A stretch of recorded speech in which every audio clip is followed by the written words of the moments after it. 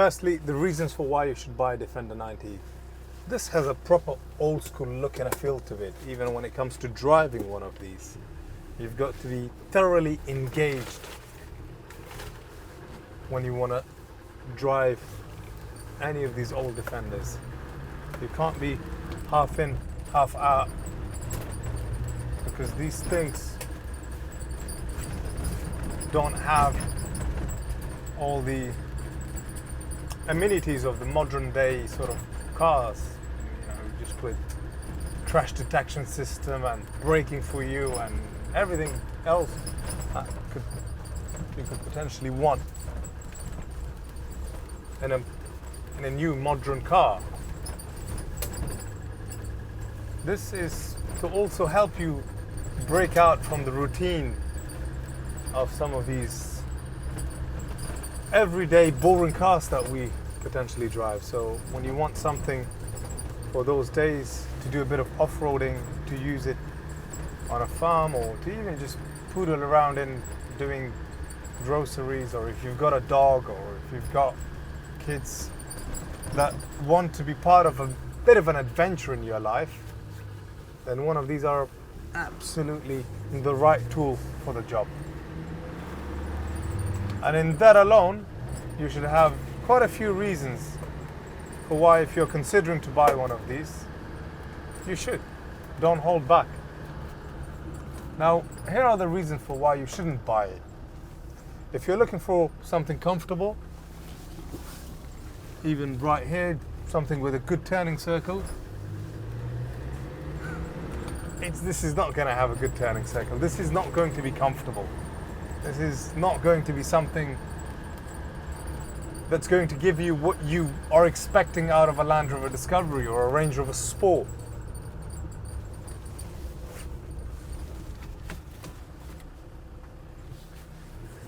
And doing this little short loop around the village is to actually simply illustrate how much focus, how much anticipation that I'm having to put into driving one of these. Most of the time, what I've seemed to find with these is the kind of people that do want to buy it, they want to buy something that has a bit of a character, and they themselves are, let's just say, a big fan of the Defender brand and the history, and it's part of, I would say, British culture. And it's almost a lifestyle decision that one makes getting into the ownership of one of these things. And I'm not sure whether to call it a downside to it, because I do think they are reliable, but reliable to the degree that the kind of use that normally people put these through means that they do need to take a degree of care and they need to maintain them. But the upside of that is quite simply the fact that there are many sort of Defender or Land Rover specialists that can work on these, and there's a massive, huge following for people that buy them, do them up, just a bit like myself. We're a Porsche specialist, but I'm a huge fan of wanting to buy these as frequently as I can, as frequently as the prices allows me to buy one of these, because I think to a large degree, some of these examples sell for 60, 70,000 pounds. So it's hard to actually get into the market to buy one of these at a good, sensible price. But when I can, I do buy it, and I do like to have it as part of my stock because they're easy to work on. Everything is nut and bolt construction. To take something apart, to paint it, to change the spring in the clutch because I want the clutch to be a bit softer, to tune one of these. And it's also a great deal of fun, not just for me, but also for the valeter, for the prep guys, to get involved with something like this. Now, another upside, and I'll probably kind of describe the downside of that in itself, is the fact that these hold values incredibly well. This is listed for £20,000. I could actually ask for 25,000 for this, and I'll still sell it for 25,000 because they're all unique. Every single one of them are different. Every single one of them are unique. Something with the spec and the investment this has had over the years, they sell very, very well because they become very sought after.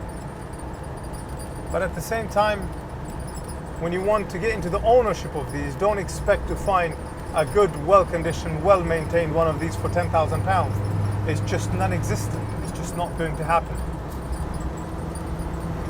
Now, back to the driving side of it. Once you actually get into the groove, I mean, initially I had a piece of paper that our valet has put here in the footwell, just getting stuck there, a bit of an annoyance. But once you actually get into the groove of driving one of these, you're in a different world. You're disconnected from the everyday reality of, you know, phone, computer screen. It's just this fast-paced, techie world that we live in. It brings you back to the very fundamentals of just having a car, which is analog, basic, steering wheel, gear stick, and 3 pedals. And that to me is a joy to experience and a joy to be part of. So in terms of an engine, this is a 2.5 litre engine. You'd find this across, used by, I think from memory, in the Ford Puma. And you will also, I think, find it across some of the other makes and models in the Ford lineup, alongside finding this iteration of the engine being put in these Defenders from, if memory serves me correctly, from about 98 to 2008. And then from there on, they put a slightly different variant of the engine in these Defenders. But performance-wise, this produces, out of the 2.5 litre engine, 120 brake horsepower, 299 Newton meters of torque. And the 0 to 62 miles per hour is possible in 15.8 seconds. At the beginning of the video I said 15.2, but as a matter of fact it's 15.8 seconds. And the top speed being a blistering 82 miles per hour. But the kind of driving this will go through, it's unlikely you'd ever need to be doing 82 miles per hour. And when you're on a motorway on one of these, doing 65 miles per hour is more than enough. You know, anything over and above, I think, is uncalled for.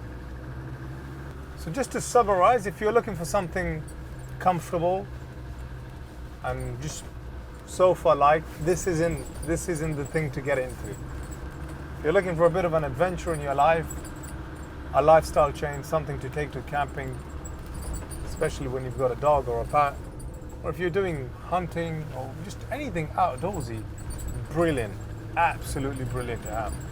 Or even if you want a bit of fun in your life, if you live in town and you think it's a practical tool to have, then again, excellent. Now this is for sale. In terms of the former keepers, it's got 5 owners from new. The current 5th owner is actually a lady. She's had it for the past 5 years. And service history wise, it's been very well maintained. It's got a full service history, practically serviced every single year. And that sort of brings us to the end, talking about this car, talking about the condition of it, and just the owner's history and the service history. So if this is something you're interested in, please don't hesitate to contact us. It is available for sale with us. Hopefully I've answered some of your questions and curiosities in relation to it. See you next time. Thank you. Bye-bye.